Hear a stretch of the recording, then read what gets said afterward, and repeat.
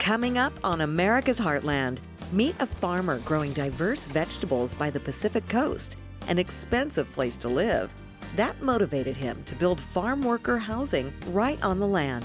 I was struggling greatly with finding secure, stable labor, and having housing on site has allowed me to really stabilize that. Our health expert, Dr. Daphne Miller, also visits the farm and explains why farms that grow diverse vegetables may actually be better for your health. We'll visit a farm run by the International Rescue Committee, or IRC. The organization provides refugees a place to grow their own vegetables and sell them for a profit at a farmer's market. When they have a little money, they can relax and they can put their energy into learning the language, put their energy into learning the culture, and not have to worry about surviving. And on Farm to Fork, our host, Sharon Profis, shows us how to make a simple but elegant dip made with white kidney beans. It's an easy and tasty twist on hummus. Plus, a look at the challenges faced by farmers who grow wheat in places with little to no rainfall in the spring and summer. It's all coming up next on America's Heartland. America's Heartland is made possible by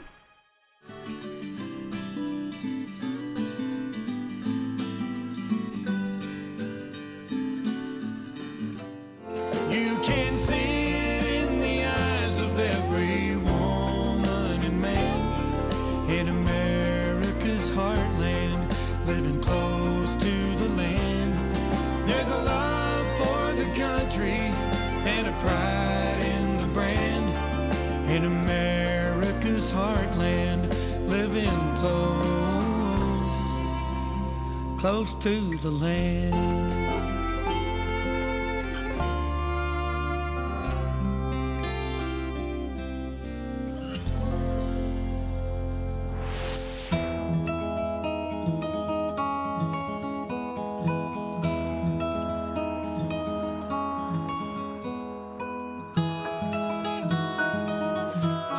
I don't know that when I started here, I thought I would ever own a piece of property out here on the coast.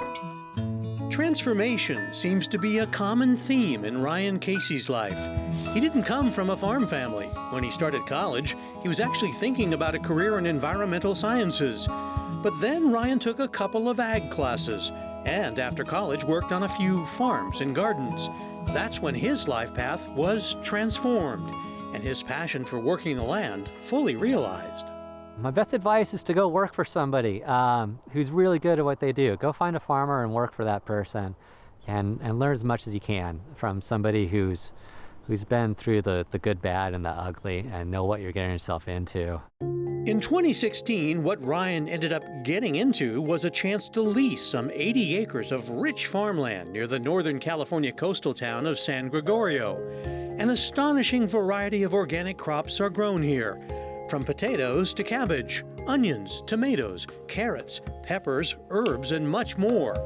It's sold at nearby farmers markets, but visitors can also shop each weekend right here at the new barn and farm stand built by Ryan and his friends. All that's part of what you might call a second transformation for Ryan. This was a multi-generational family farm that, frankly, had seen better days. It may have looked all right at first glance, and perhaps from a distance. And then when you start looking close up, you realize there's actually quite a lot of work that needs to go into getting the infrastructure where it needs to be to support a farm again. Restoring this farm's infrastructure took years of hard work, but today there's a vastly improved irrigation system. The farm draws water from a nearby riparian creek during the wetter winter months and only uses water from the newly restored pond during the summer. That protects the creek's ecosystem. The farm also has a new packing shed, new greenhouses where herbs are grown and harvested, and perhaps most important, new farm worker housing, including 4 3-bedroom mobile home units, a domestic well, and a new septic system. In a region where housing is both scarce and expensive, Yolanda Guzman says these lower rent units have been a lifesaver for her fellow farm employees. Pues que siga adelante, ojalá que siempre siga progresando. I just hope that it keeps going and growing, and hopefully we can have more housing for more workers. pues tiene mucha It's very important importancia. because consumers can enjoy all the products, all the vegetables. Tenemos comida There's food on the table every en day. la casa cada día. I was struggling greatly with finding a secure, stable labor, and having housing on site has allowed me to really stabilize that, to attract really great people. Ryan is quick to credit others for his farm success, especially an organization called POST, the Peninsula Open Space Trust, a nonprofit dedicated to preserving and restoring open space, forests, parks, and farmland in this part of Northern California. They bought this farm and leased it to Ryan, and early in 2024 sold it to him outright. I'm extremely thankful for Post. I don't think that I would be farming out here on this coast if it wasn't for their support. Farms should be owned by farmers. We believe that. It's incredible to be able to see a farmer who started on our property be able to take on ownership of this farm and know that it's going to be in good hands for generations to come. There are major efforts underway across America to find, train, and encourage the next generation of farmers. Experts agree programs that preserve farmland and help farmers, like this one and many others, will ensure that most of our nation's future food needs will be met right here at home. It just feels great. It feels great to be stable and to know that I'm not going anywhere and I can invest in where I'm at.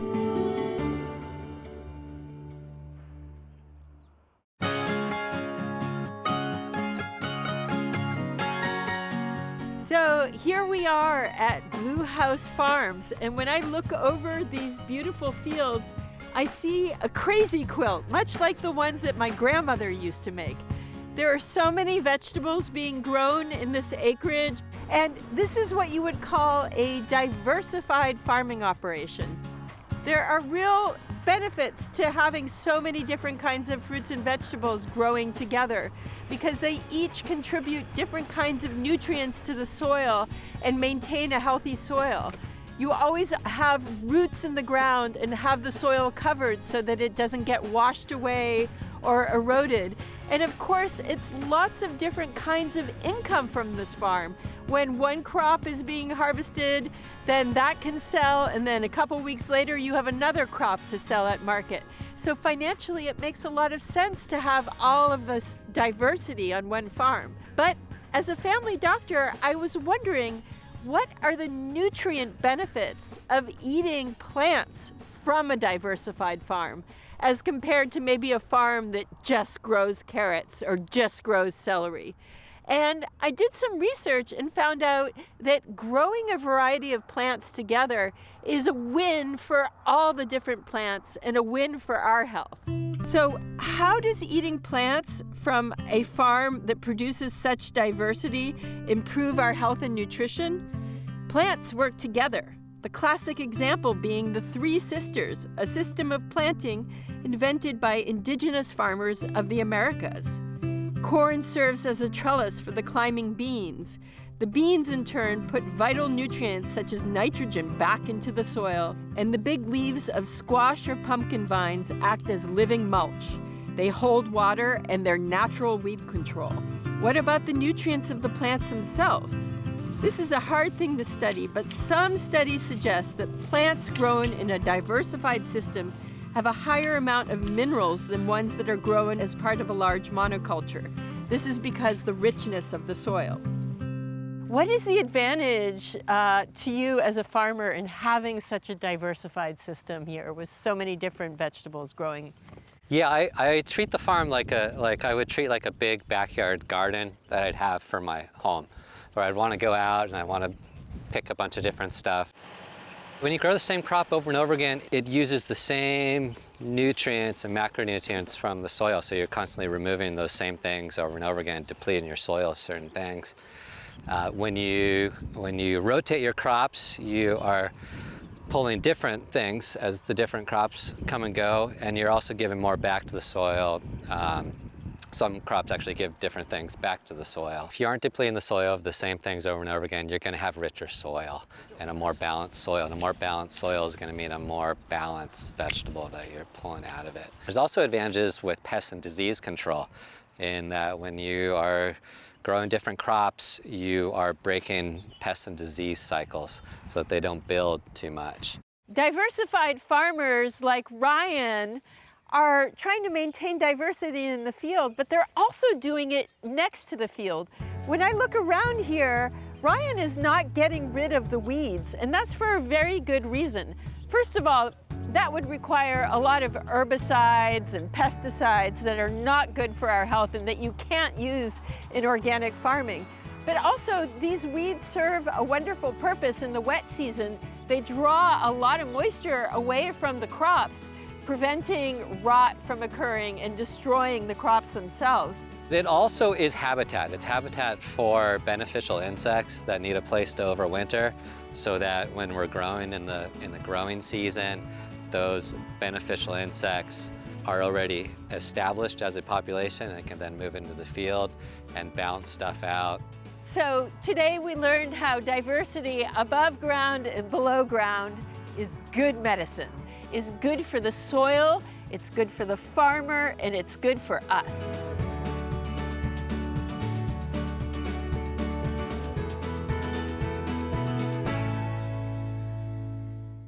Still ahead on America's Heartland, how to make a delicious bean dip recipe made with ingredients you probably already have in your pantry. We'll also take a look at the challenges of wheat growers in regions of the country with very limited rainfall and how they are reducing dangerous dust. But first, meet refugees who are growing and selling vegetables at a farmer's market, helping them make a fresh start in a new country.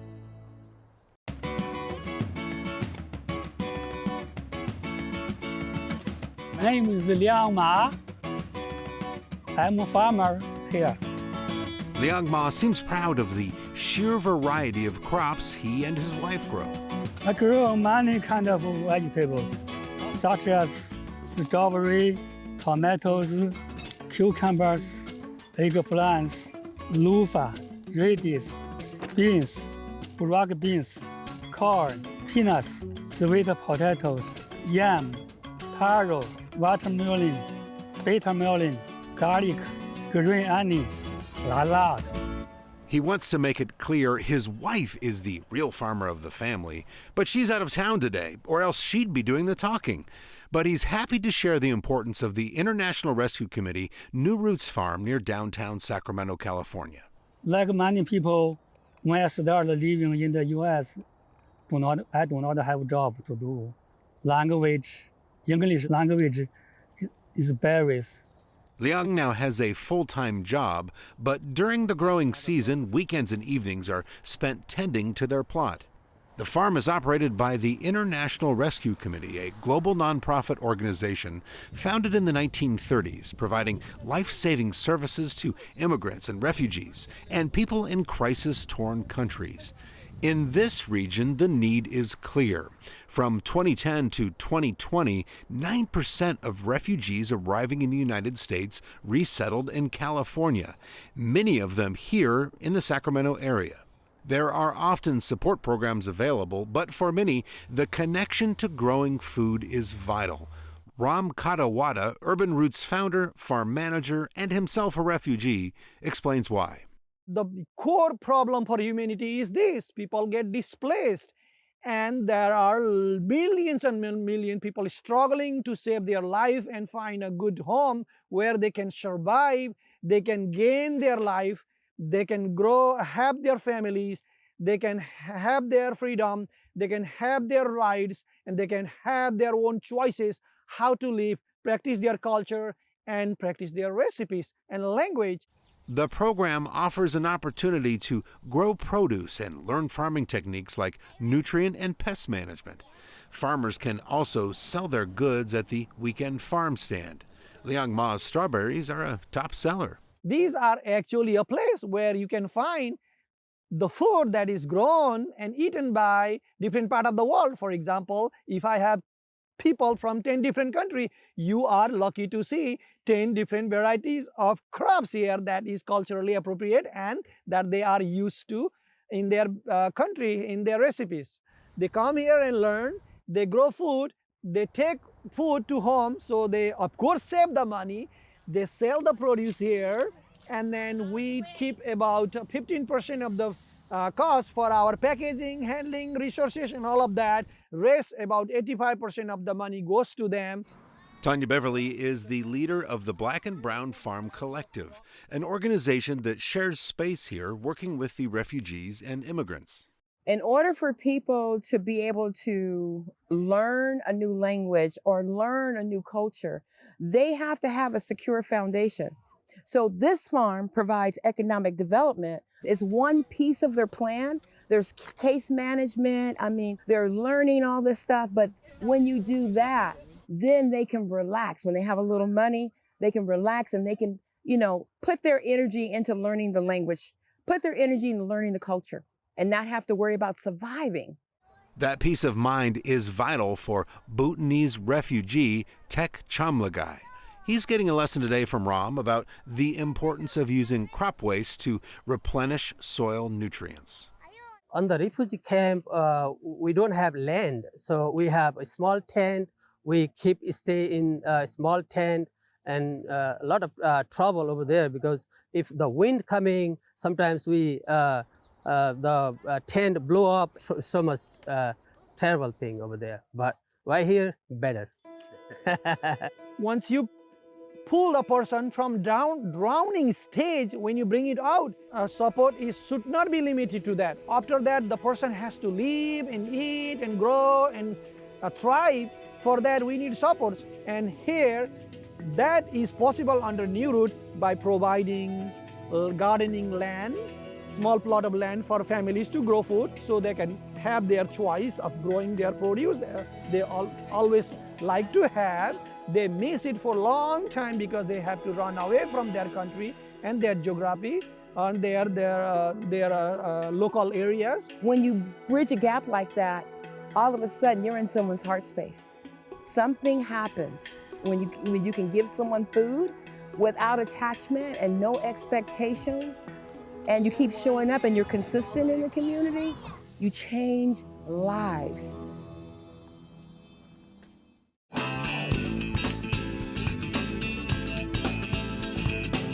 One of the more classic ways to use beans is by making a hummus. And today we're going to riff on that by making a white bean dip that doesn't use chickpeas and instead uses another very humble bean, the cannellini bean, also known as a white kidney bean. For this recipe, you only need a few simple ingredients and a food processor. So let's make it happen. We'll put 1 can of cannellini beans into the food processor. Whenever you're using canned beans, they of course come packed in a liquid that includes some salt. So I already went ahead and rinsed these beans. For this recipe, you can also use dried beans and soak them overnight and then cook them before making this recipe. Into the food processor, I'm adding 4 tablespoons of pine nuts. This is 5, so I'm going to save 1 tablespoon for finishing the recipe later. Now we will also add 2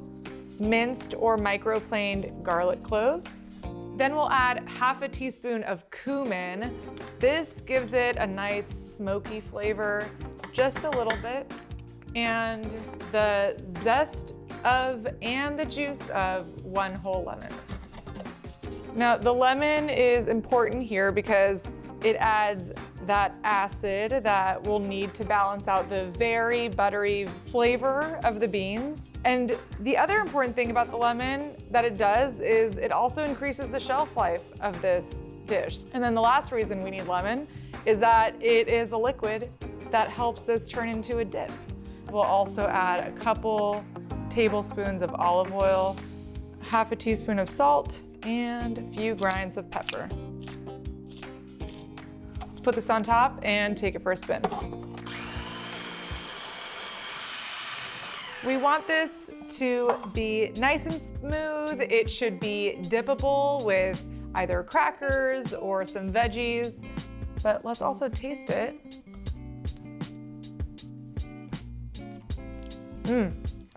Almost perfect. A little more salt.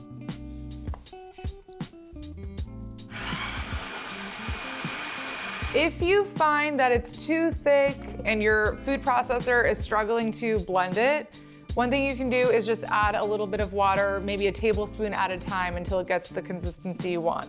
But as you can see here, we're at the exact right consistency. So I'm going to transfer this to a bowl and then we'll finish it up.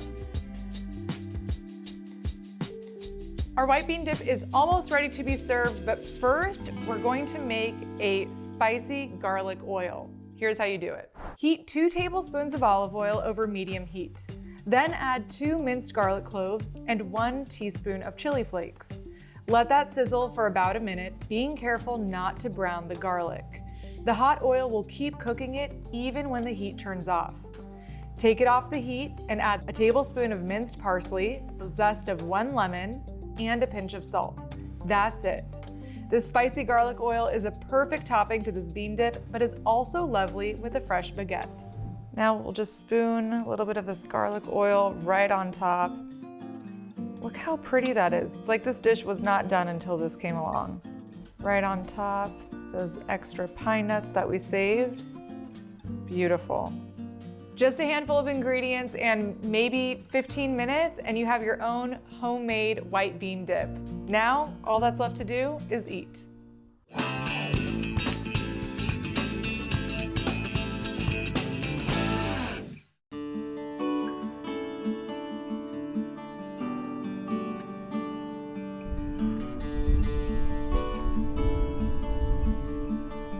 This vast landscape of gray skies and steady winds may suggest a place blessed by abundant rain, but this cloudy June day in eastern Washington is misleading.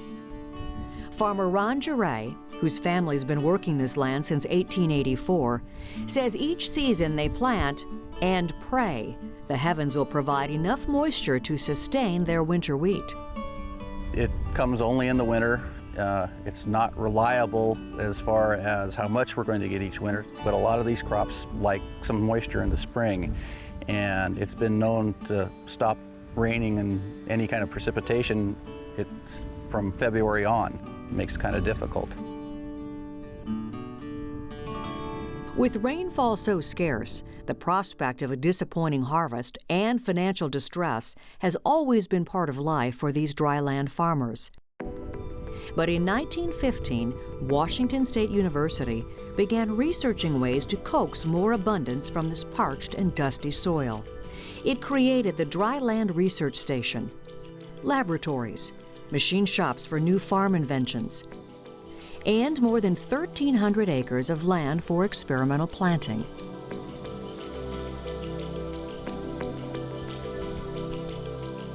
I like being able to think I'm doing something useful. Bill Schillinger is a scientist, professor, and the director of the station. Are we operating in isolation? In a way, yes, because no one else has such unique environments. We're in a winter rainfall region with dry summers. The circle I work in is first, let's keep the soil from blowing, so we need conservation soil management. Preventing erosion and conserving precious topsoil does more than help farmers grow bigger crops. As Bill showed me, it keeps the air cleaner for the rest of us. You know, take a stable clod, it doesn't take much to pulverize it. And then when you pulverize it and it goes in the air, nothing but dust. And the stuff you can't see is still in the air. Whenever there's a dust storm, whenever there's an exceedance of the federal air standard, it's always associated with high wind events and blowing dust from agricultural fields. And so researchers and wheat growers fess up. So that's what we really want to stop. In the past, farmers here grew only winter wheat, planted in the fall, harvested in the summer. That meant fields lying bare or fallow, often for months. With dryland research help, farmers are trying new crop rotations to reduce dangerous dust. And they're assisting with test plots like these on Ron Geray's farm. This, all in addition to no-till farming, where crop residue from the last harvest is left on the ground. Wheat is nearly a $1 billion industry in Washington. Its third biggest crop behind apples and dairy products. And up to 90% of Washington wheat growers are completely dependent on rainfall. For Bill and his team, it's a big responsibility, improving crops and air quality. But the payoff is work that not only sustains vital production, but ultimately keeps prices down on a vast array of consumer products. It sounds corny, but I really am passionate about my job, and it's great to get paid to do what I'm passionate about. We work with progressive farmers who feel the same way and are leading the pack, and that's how we're going to make it happen.